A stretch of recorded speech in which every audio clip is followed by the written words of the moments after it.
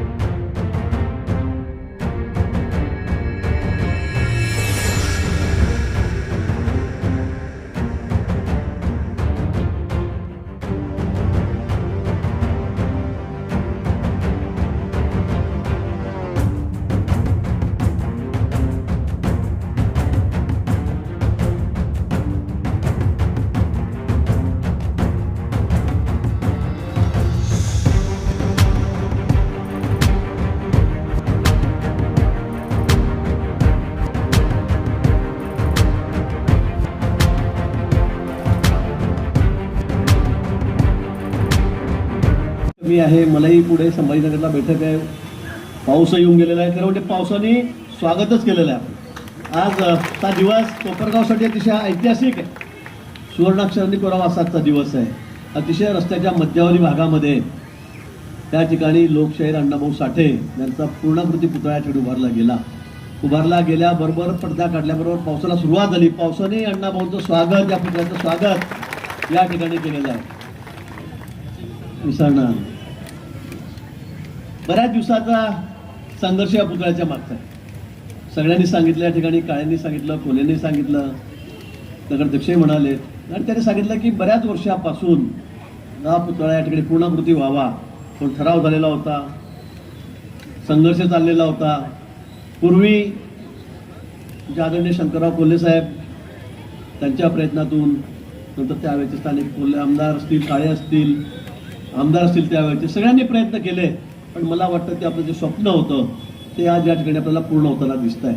सुरुवातीला देशातला पहिला पहिला देशातला हा कोपरगावला या ठिकाणी बसलेला होता आणि आता पूर्णाकृती पुतळ्याचं अनावरण या ठिकाणी झालेलं आहे। आणि मला याचा आनंद विशेष यासाठी आहे, मला अभिमानही आहे की या पुतळ्याचं अनावरण करण्याची संधी तुम्ही मला या ठिकाणी दिली आणि म्हणून संयोजकांचे सर्वांचे मनापासून मी या ठिकाणी आभार मानतो। आजचा हा नुसता पूर्णाकृती पुतळ्याचं अनावरण नाही, मला असं वाटतं तर एक मोठं काम आपल्यातून या ठिकाणी झालेलं आहे। अण्णाभाऊंचा पुतळा हा अनेक ठिकाणी बसलेला आहे। माझ्या गावामध्ये तर आम्ही बसतो, खूप सुंदर आम्ही त्या ठिकाणी प्रतिकृती तयार केलेली आहे, पण कोपरगावच्या पुतळ्याला विशेष महत्त्व आहे। हे महत्त्व यासाठी आहे की सर्वात पहिला पुतळा, पुन्हा उल्लेख करेल, पहिला पुतळा या ठिकाणी आपण बसवलेला होता. आणि त्यानंतर मग सगळे प्रथा सुरू झाली, सगळीकडे पुतळे बसलेत. पण अण्णाभाऊ साठेंचा पुतळा बसणं हे किती क्रमप्राप्त होते त्यावेळेला, त्यावेळेच्या लोकांच्या लक्षात आलं होतं, नेत्याच्या लक्षात आलेलं होतं. आणि अण्णाभाऊ साठे हे केवळ साहित्यिक नव्हते, ते कशामुळे प्रसिद्ध आहे, ते साहित्यिक आहे. ते केवळ शाहीर नव्हते, ते केवळ कवी नव्हते, ते कष्टकऱ्याच्या वेदनेचा शब्द होते. श्रमिक माणूस आहे, त्याचा ते बुलंद आवाज होते.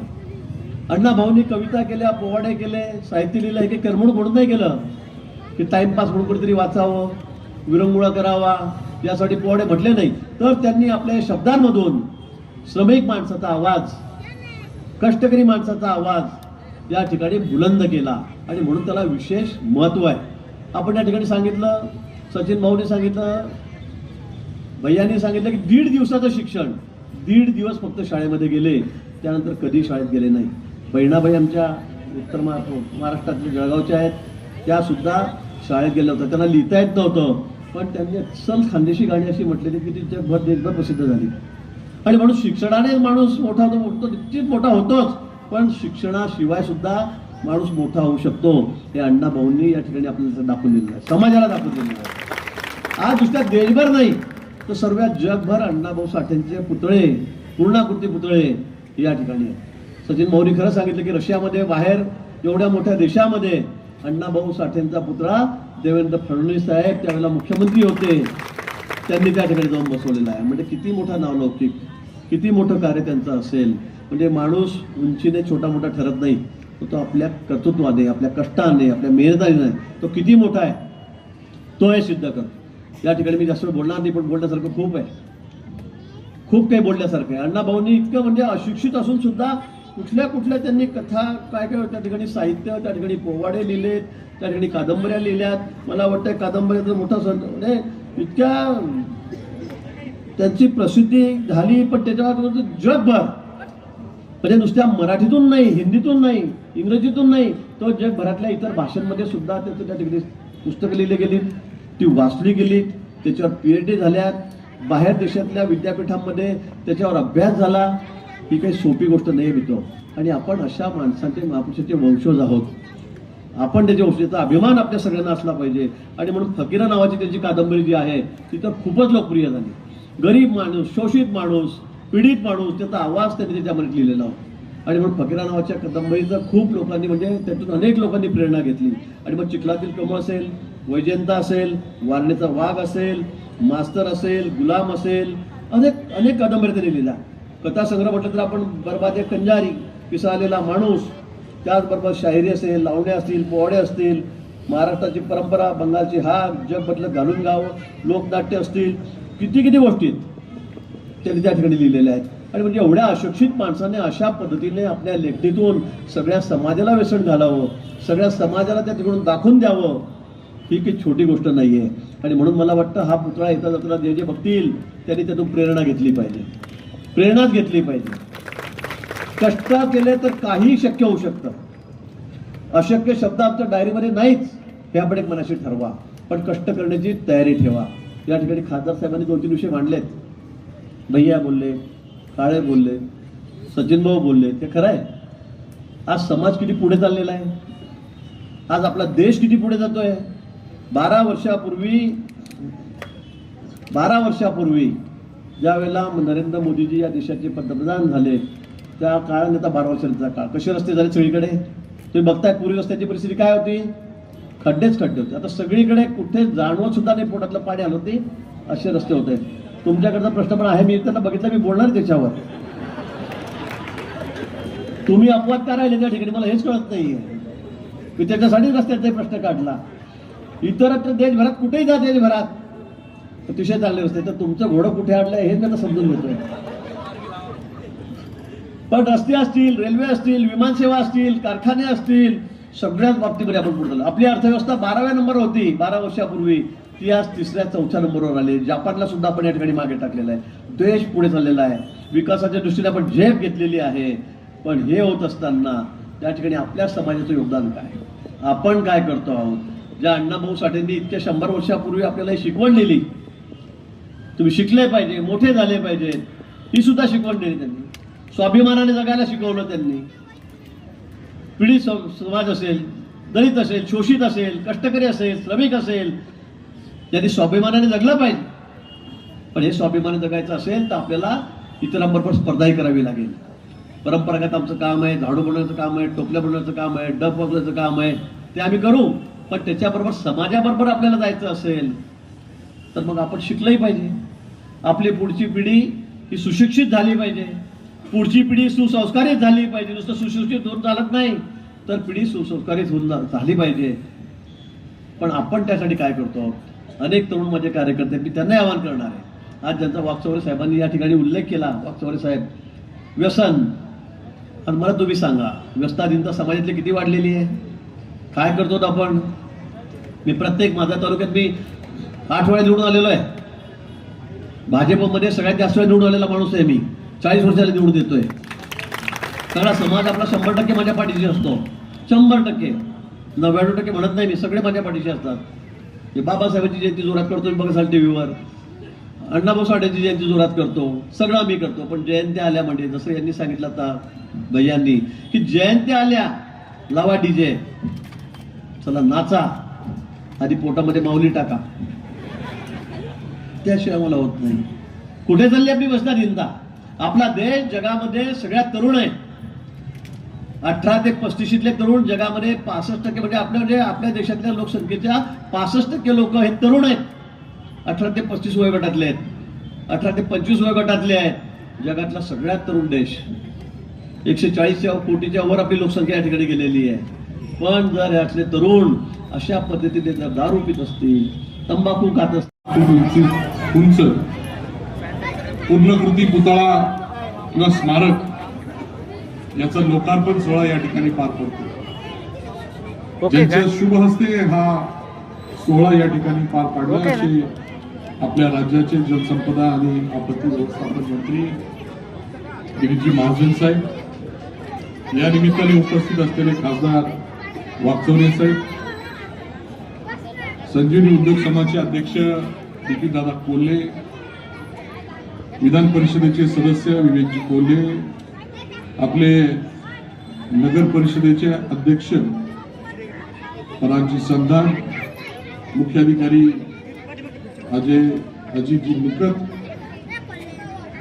उपस्थित सर्व नगरसेवक आणि ज्यांच्या विशेष उपस्थितीमध्ये या ठिकाणी या पुतळ्याचं लोकार्पण किंवा अनावरण झालं, असे लोकशाहीर अण्णाभाऊ साठे यांचे वंशज सचिन भाऊ साठे या ठिकाणी आवर्जून या सोहळ्यासाठी उपस्थित आहेत. मी सर्वप्रथम सचिन भाऊ साठेंचं मनापासून स्वागत या ठिकाणी करतो. तसेच आपले महाजन साहेब यांचे आभार व्यक्त करतो का त्यांनी आज हा लोकार्पण सोहळा या ठिकाणी करण्यासाठी वेळ दिला. खरं म्हणजे हा फक्त डॉक्टर अण्णाभाऊ साठेंचा पुतळा नसून किंवा स्मारक नसून, ज्या ज्या लोकांना आपलं कर्तृत्व सिद्ध करायचंय त्यांच्यासाठी हा प्रेरणा असलेला हा स्मारक आहे किंवा पुतळा आहे. आणि म्हणून याचं अनावरण होणं फार गरजेचं होतं. गेल्या अनेक वर्ष हा पूर्णाकृती पुतळा या ठिकाणी उभारला गेलेला आणि याचं अनावरण होण्यासाठी अनेक वेळा प्रयत्न झाले. हे सर्व होत असताना या पूर्ण स्मारकाचा इतिहास आपल्याला विसरून चालला नाही. स्वर्गीय शंकररावजी काळे साहेब असतील, स्वर्गीय शंकररावजी कोल्हे साहेब असतील, मागच्या काळामध्ये त्यावेळेचे मंत्री बाबूरावजी भास्कर असतील, मारसकर असतील, आपले आठवले साहेब असतील, यांच्या पुढाकाराने किंवा या सर्व लोकांनी मिळून या स्मारकाचं, पूर्वीच्या स्मारकाचं त्या ठिकाणी जागा निश्चित केली, स्मारक केलं. आणि त्यानंतर नगरपालिकेमध्ये त्यावेळेसचे नगराध्यक्ष विजयरावजी वहाडणे साहेब असतील, यांच्या काळामध्ये तो पुतळा या ठिकाणी आणून, पूर्णाकृती पुतळा आणून या ठिकाणी आपल्याला बसवला. आणि त्यावेळेस पासून आतापर्यंत अनेक वेळेस मी या तालुक्याचा लोकप्रतिनिधी असल्यापासून मी प्रयत्न करत होतो, आपल्याला या स्मारकाचं लोकार्पण या ठिकाणी करायचं। तत्कालीन सामाजिक न्याय मंत्री धनंजय मुंडे साहेब असतील, अजितदादा असतील, एकदा तर सचिन भाऊ यांना पण या ठिकाणी आमंत्रित केलं होतं, पण आता काय राजकारण झालं किंवा काय त्याच्यामध्ये झालं ते तेच सांगू शकतील। आणि असे अनेक कार्यक्रम त्या ठिकाणी हाणून पाडण्यात आले। याच्यामध्ये हेतू माझा काहीच नव्हता, हे स्मारक सर्व समाजासाठी त्या ठिकाणी उघडं पाहिजे आणि म्हणून हा प्रामाणिक प्रयत्न गेले अनेक दिवस मी केला। परंतु ठीक आहे, लेट झालं, पण आता महाजन साहेबांनी वेळ दिला आणि हे स्मारकाचं अनावरण त्या ठिकाणी झालेलं आहे। मी या निमित्ताने ज्या ज्या लोकांनी याच्यामध्ये संघर्ष केला, उपोषण केलं, आंदोलन केलं, हे स्मारक होण्यासाठी पाठपुरावा केला, अशा सगळ्या लोकांचे मी अभिनंदन करतो। मी केलेले प्रयत्न अतिशय प्रामाणिक होते, कारण माझा हेतू शुद्ध होता, स्वच्छ होता। हे स्मारक खुलं झालं पाहिजे, लोकांना त्याच्यामधून प्रेरणा मिळाली पाहिजे। जे विचार डॉक्टर अण्णाभाऊ साठेंनी आपल्याला आपल्या जीवनासाठी दिलेले आहेत, त्या विचारांची प्रेरणा घेऊन अनेक पुढे लोक घडले पाहिजे आणि म्हणून हा पवित्र हेतू ठेवून हे स्मारकाचं अनावरण होण्यासाठी अनेक वेळ प्रयत्न केले, पण त्यावेळेस झाले नाही आणि आता होत आहे। तर आपण सर्वांनी त्या गोष्टीचं लक्ष त्या ठिकाणी लक्षात घेतलं पाहिजे। तर आपण सर्वजण ते लक्षात घेऊन पुढचं आपलं जे काही कार्य असेल त्या पद्धतीने आपण पार पाडाल अशी अपेक्षा व्यक्त करतो। आपण सर्वजण, पाऊस शासन सुद्धा मोठ्या संख्येने या ठिकाणी उपस्थित आहे, त्याबद्दल आपल्या सर्वांचे मी मनापासून आभार व्यक्त करतो। आपल्या सर्वांच्या वतीने पुन्हा एकदा महाजन साहेबांचे स्वागत करतो, आभार व्यक्त करतो आणि माझे 2 शब्द या ठिकाणी थांबवतो। धन्यवाद। यामध्ये संघर्ष केला असेल त्यांच्यासाठी एकदा जोरदार आपण टाळ्या वाजवल्या पाहिजे। आजचाच तो दिवस आहे की त्यांनी हे स्वप्न पाहिलं होतं, म्हणूनच इतक्या दिवस खरं तर त्यांनी अनेक वर्षाचा संघर्ष केला। लोकशाहीर अण्णाभाऊ साठे यांचा पूर्णाकृतीचा पुतळ्याचा लोकार्पणानिमित्ताने ज्यांनी अतिशय व्यस्त वेळेमध्ये ज्यांना संबंध महाराष्ट्र संकटमोचन असा म्हणून बघतं, किंबहुना आपल्या राज्याचे जलसंपदा मंत्री, खरं तर आमच्या शेतकऱ्यांना कॅनलद्वारे आणि सारीद्वारे पाणी पाहिजे होतं, पण येतानाच पाऊस घेऊन जे आपल्यामध्ये आले असे गिरीशजी महाजन साहेब, त्यांच्यासाठी एकदा जोरदार आपण टाळ्या वाजवल्या पाहिजे।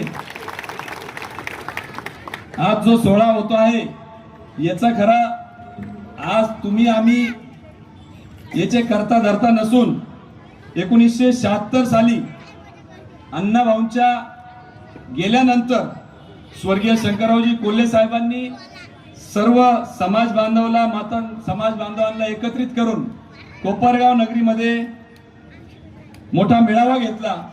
1980 साली समाज बांधवांनी सांगितलं की साहेब आपण पुतळा या ठिकाणी महाराष्ट्रात, राज्यात किंवा आता परदेशातही पुतळा बसवला गेलेला आहे, म्हणून देशामध्ये सर्वात पहिला अर्ध आकृती पुतळा आपण आपल्या या कोपरगाव नगरीत बसावा। म्हणून 1980 साली ठरलं, भूमिपूजन नंतरच्या 80च्या दशकामध्ये झालं, परंतु त्याही पुतळ्याला अनेक वर्ष विरंगुळा किंवा दिरंगाई झाली आणि 1990-91च्या दशकामध्ये पहिला आपला भारतातील अर्धा आकृती पुतळा या ठिकाणी माझ्या माहितीनुसार बसवण्यात आला। त्यावेळेस देखील अण्णाभाऊंचा फोटो कुठून मिळवायचा, तर वाटेगाव असेल, नाशिक असेल, त्यांच्या आत्याकडे असेल, या ठिकाणी जाऊन समाज बांधवांनी त्यावेळेस मच्छिंद्र राक्षे असतील, कैलासवासी विश्वनाथ तुकाराम बागुल असतील, कैलासवासी पांडुरंग भिकाजी पोळ असतील, कैलासवासी पुंजाजी गबाजी आरणे असतील, कैलासवासी सोपान नाना आरणे, कैलासवासी विनायक सरोदे, कैलासवासी लवजी वीर, कैलासवासी दशरथ सोनोने, कैलासवासी भानुदास खैरनार, कैलासवासी कैलास दिनकर, कैलासवासी प्रभाकर शिंदे, कैलासवासी सुभाष शिंदे, कैलासवासी देवराम रोकडे, कैलासवासी विठ्ठल पोळ, कैलासवासी शिवाजी साबळे, कैलासवासी मधुकर आरणे, कैलासवासी देवेंद्र दादा वाघमारे, त्याचबरोबर त्यांचे सर्व सहकारी त्यावेळेस या सगळ्यांनी पुढाकार घेतला।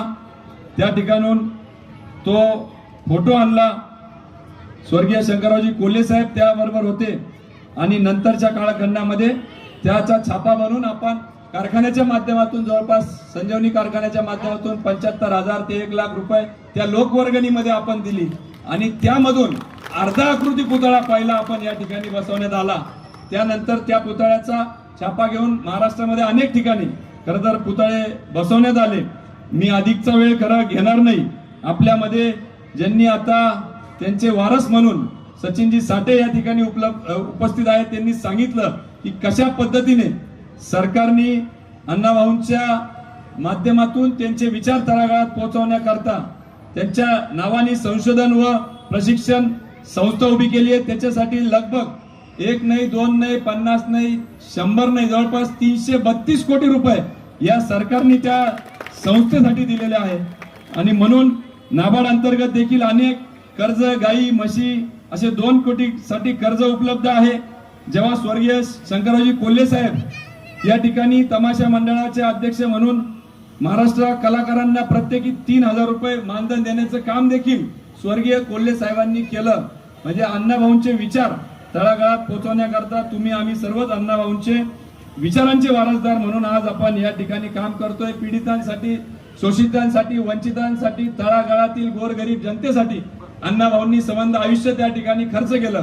1.5 दिवस शाळा शिकलेल्या अण्णाभाऊंचं साहित्य आता प्रत्येक शाळेमध्ये त्या ठिकाणी शिकवलं जातं. हीच त्यांच्या विचारांची खरी ताकद आहे आणि तीच आपल्याला सगळ्यांना पुढे घेऊन जायची आहे. खऱ्या अर्थाने आमच्या जैनजींना जर कोणत्या महापुरुषांची गरज असेल तर खरे आपले हे सर्व होऊन गेलेले महापुरुषांचे विचार, महापुरुषांना डोक्यावर न घेता त्यांचे विचार डोक्यात घेण्याची ही काळाची गरज आहे. अनेक मिरवणुका, अनेक जयंत्या आपण त्या ठिकाणी जोरदार डीजे लावून करतो, त्या केल्याच पाहिजे. पण त्याचबरोबर या सर्व महापुरुषांचे विचार आपण यांना डोक्यावर न घेता यांचे डोक्यात विचार जर गेले तर निश्चितपणाने भारत महासत्ता झाल्याशिवाय राहणार नाही याची खात्री मला या निमित्ताने देऊ वाटते.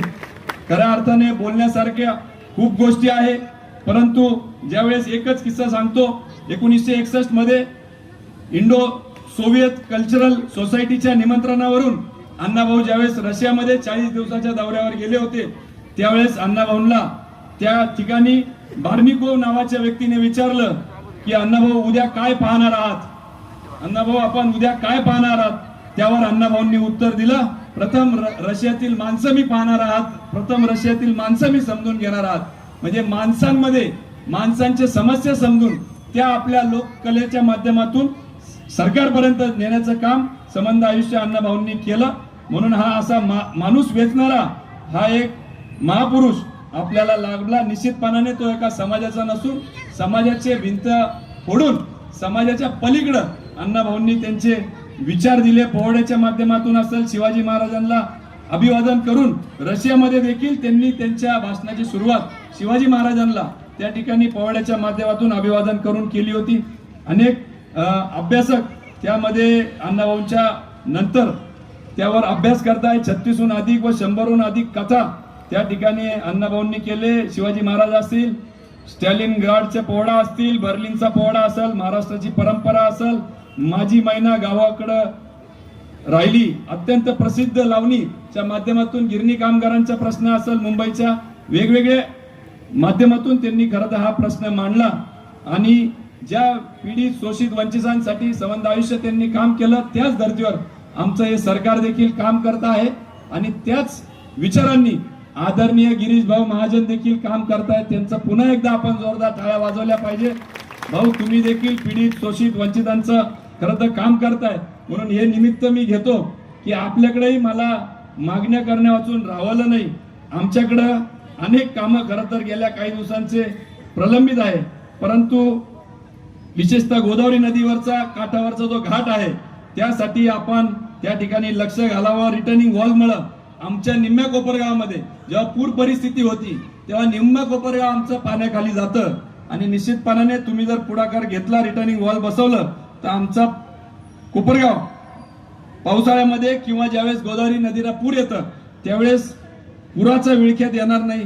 त्याचप्रमाणे पर्यटन वाढीच्या दृष्टिकोनातून अधिक आमच्याकडं सुविधा उपलब्ध होण्याच्या दृष्टिकोनातून पुंतंबा घाट असेल ही, त्याचप्रमाणे पश्चिमेचं पाणी पूर्वेकडं ही अनेक वर्षांची आमची मागणी आहे भाऊ. आणि ही मोठी मागणी खरं तर ते विभाग तुमच्याकडे आहे. सर्वसामान्य शेतकऱ्यांचं जर आपल्याला उदरनिर्वाह करायचा असेल तर जवळपास 80-90 TMC पाणी जे काय समुद्राला वाहून जातं ते पश्चिमेचं जाणारं पाणी पूर्वेकडे जर वळवलं तर निश्चितपणाने त्याच्यावर या गोदावरी खोऱ्यात आलं तर नाशिक नगर सहित मराठवाडा 40% महाराष्ट्राचं सिंचन त्याच्यावर आहे आणि त्याच्याने आमचे शेतकरी सुजलाम सुफलाम होतील आणि पर्यायी तळागाळातील लोकांना आपण या ठिकाणी सक्षम करण्याचं एक मोठं काम आपल्या या सरकारच्या माध्यमातून होईल. खरं तर कुंभमेळा येतोय भाऊ, आपण कुंभमेळ्याच्या माध्यमातून इथं खासदार साहेब आहे, आमदार साहेब आहे, आमच्या सगळ्यांच्याच वतीने आम्ही मागणी करतो की नाशिक त्र्यंबकेश्वर नंतर साधू संतांनी त्या ठिकाणी स्नान केल्यानंतर त्याचं जे पाणी खाली वाहतं, अनेक भक्तांची भावना असते की पूर्वीच्या कुंभमेळा देखील आमच्या कोपरगावमध्ये सर्व राष्ट्रपुरुषांना महापुरुषांना नतमस्तक होतो. साहित्य हे श्रीमंत लोकांच्या करमणुकीचे साधन नसून शोषित वंचित घटकाचे दुःख जगाच्या पटलावर मांडण्याचे माध्यम आहे. हे अचूक ओळखून ज्यांनी साहित्याची खाण निर्माण केली असे साहित्य सम्राट अण्णाभाऊ साठे यांच्या जयंतीच्या मी तुम्हा सर्वांना खूप खूप शुभेच्छा देतो. बांधवांनो, मला याची जाणीव आहे की पाऊस प्रचंड पडतोय आणि तुम्हा सगळ्यांना पावसात बसावं लागते. माननीय मंत्री महोदय जर विचार मंचावर नसते, त्यांचा एक प्रोटोकॉल आहे, तर मी सुद्धा तुमच्या सोबत पावसातच उभा राहिलो असतो. फक्त अण्णाभाऊ साठेंचा एवढा सुंदर असा प्रोग्राम होतोय, पावसाला भिवू नका. त्या एका पावसानं तुमच्यावर काही फरक पडणार नाही. त्या ठिकाणी झाडाखाली उभा राहिलेल्या मांगरांना सुद्धा माझं आव्हान आहे की या ठिकाणी येऊन या सगळ्या या शोभा वाढवा या कार्यक्रमाची, तेव्हा इथं मेहनत घेतलेल्या प्रत्येकाच्या कष्टाला फळ मिळेल. मी आभार मानतो की ज्यांनी ज्यांनी यासाठी अत्यंत कष्टाने ताकदीनं संघर्ष केला, मेहनत घेतली, उपोषण केलं, मोर्चे घेतले, त्या अण्णाभाऊंचा पुतळा उभा राहण्यासाठी त्या सगळ्याचे आभार मानतो. तुमचं विशेषतः आभार मानतो. या विचार मंचावर माननीय या राज्यातले अत्यंत महत्वाचे आणि प्रचंड कामाचा या राज्यामध्ये ज्यांचा व्याप आहे असे सन्माननीय गिरीश महाजन साहेब या विचार मंचावर उपस्थित आहेत. या ठिकाणी भाऊसाहेबजी वागचौरे साहेब आहेत, सन्माननीय विवेकदादा कोले साहेब या ठिकाणी उपस्थित आहेत, आशुतोषजी काळे साहेब यांचं अत्यंत महत्वाचं नेतृत्व आहे. विचार मंचावर बिपिनदादा कोले आणि इतर सर्व मान्यवर आहेत, आमचे विनोद राक्षे, सर्व समाज बांधव, माता भगिनी बांधवांनो, मी आपल्या सगळ्यांचा जास्त वेळ घेणार नाही, पण साहित्य हे श्रीमंत लोकांच्या करमणुकीचं साधन नाहीये, कुणाचा तरी टाइमपास व्हावा म्हणून अण्णाभाऊंनी साहित्य लिहिलं नाही, तर हे अण्णाभाऊंच्या साहित्याचा प्रत्येक शब्द हा माणसाचं दुखणं आहे. जे अण्णाभाऊंनी बघितलं, जे अनुभवलं, जे अण्णाभाऊंनी पाहिलं, त्या सगळ्या लोकांना अण्णाभाऊंनी साहित्याच्या माध्यमातून जगाच्या पुढे आणण्याचं काम अण्णाभाऊंनी केलेलं आहे.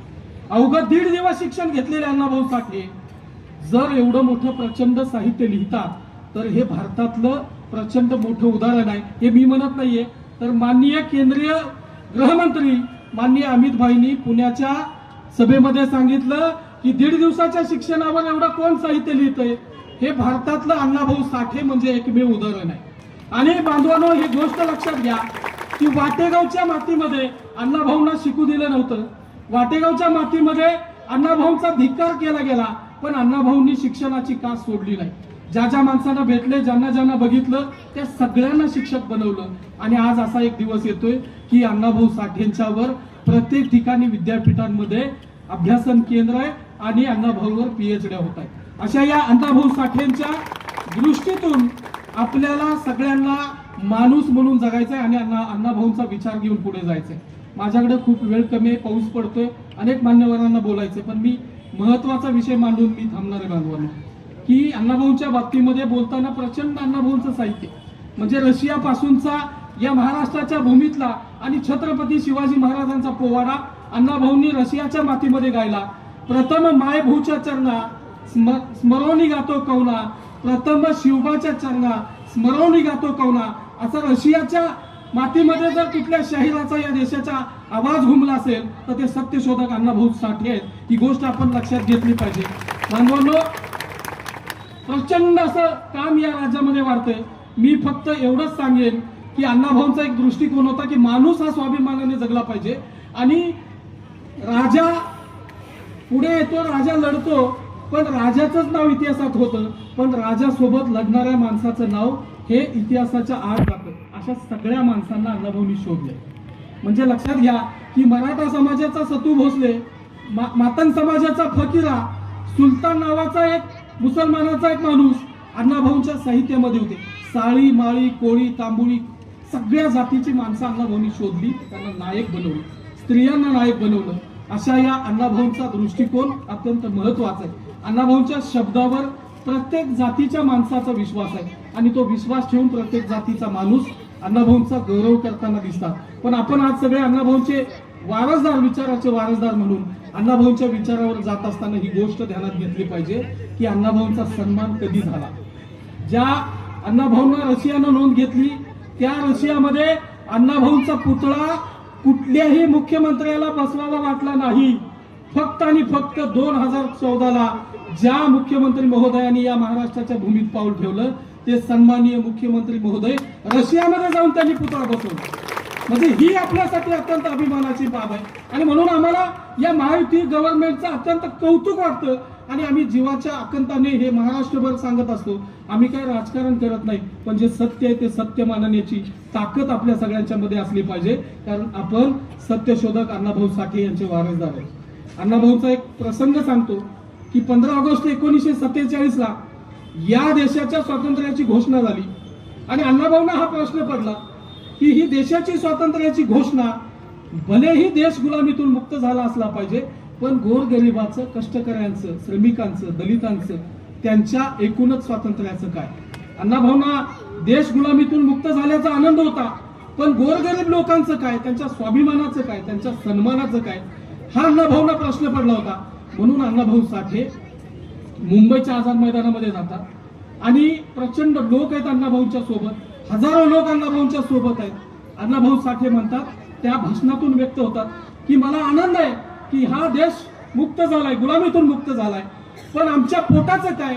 आणि म्हणून ठणकावून अण्णाभाऊ साठेंनी सांगितलं, इस देश के इनकलाब बेहिसाब बेलगाम थे, इस देश में हम दलित गुलामों के भी गुलाम थे, उस आजादी के तख्त पर हम भी तो दिलो जान से थे, गोरे अंग्रेज चले गए, काले अंग्रेज अभी बाकी है, ये आजादी झूठी है, देश के जनता भूखी. म्हणजे अण्णाभाऊ साठेंच्या आझादीचं आंदोलन म्हणजे माणसाला पोटाला भाकरी मिळाली पाहिजे आणि त्याला शिकायला मिळायला पाहिजे. अतिशय कठीण प्रसंग आम्ही भोगले. तत्कालीन सरकारला अण्णाभाऊचं, मातंग समाजाचं काही घेणं देणं नव्हतं, त्याचा मी स्वतः साक्षीदार आहे. पण माननीय देवाभाऊंनी, गिरीश महाजन साहेबांनी आरतीची स्थापना केली. लक्षात घ्या की मातंग समाजातली मुलं शिकली पाहिजे आणि त्यांना न्याय मिळाला पाहिजे, उच्च शिक्षित झाले पाहिजे, म्हणून त्यांच्यासाठी 1 ऑगस्ट 2024ला आरतीची स्थापना झाली. मुंबईमध्ये आत्ताच आम्ही, महाजन साहेब, मुंबईमध्ये आत्ताच सीएम साहेबांच्या हस्ते 1000 कोटीच्या स्मारकाचं भूमिपूजन झालंय, त्याच्या मी स्वतः साक्षीदार आहे. आणि म्हणून आपण या महायुतीचं स्वागत केलं पाहिजे, कौतुक केलं पाहिजे, यांच्या सोबत राहिलं पाहिजे. आपण अण्णाभाऊंची लेकरं आहेत. फक्त या विचार मंचावरून मी मान्य साहेब हे मंत्रिमंडळातले अत्यंत महत्वाचे नेते आणि महायुतीचे अतिशय मोठे नेते या ठिकाणी बसलेले की आरक्षणाचा, वर्गीकरणाचा विषय सुरू आहे आणि तो शासनाच्या अंतिम टप्प्यामध्ये स्वतः माननीय मुख्यमंत्री महोदयांनी ही घोषणा केलेली आहे की जो गरीब आहे, जो लाभवंचित आहे, त्याला न्याय मिळाला पाहिजे आणि म्हणून त्याला न्याय मिळण्यासाठी त्याला पुढे आणण्याची भूमिका शासनाची. पण 1 ऑगस्ट 2024ला सुप्रीम कोर्टाचा एक निर्णय आहे की त्या राज्यांमध्ये तो त्या राज्याच्या प्रमुखांनी निर्णय घ्यायचा आहे आणि अनुसूचित जातीच्या आरक्षणाचं वर्गीकरण करून टाकायचं. तेलंगणामध्ये, कर्नाटकमध्ये, हरियाणामध्ये, पंजाबमध्ये सगळीकडे झाले. महाराष्ट्रामध्ये का लागू होत नाही असा मोठा प्रश्न आहे. प्रचंड मोठी आंदोलनं उभी राहिलेली आहेत, पण हे होत नाही. पण आपल्याला सगळ्यांना विरोध केला जातो, सामाजिक ऐक्याला धोका निर्माण होईल आणि म्हणून हे होऊ नये अशा पद्धतीचा विरोध केला जातो. आपल्याला सगळ्यांनी ताकदीनं या महायुतीच्या सोबत, सरकारच्या सोबत राहायचं आहे आणि आरक्षण वर्गीकरणाची लढाई या माध्यमातून आपण माननीय मुख्यमंत्री यांच्यापर्यंत पोहोचवावी अशी माझी या निमित्तानं विनंती आहे. मी पुन्हा एकदा सर्व आयोजकांचं, या ठिकाणच्या सर्व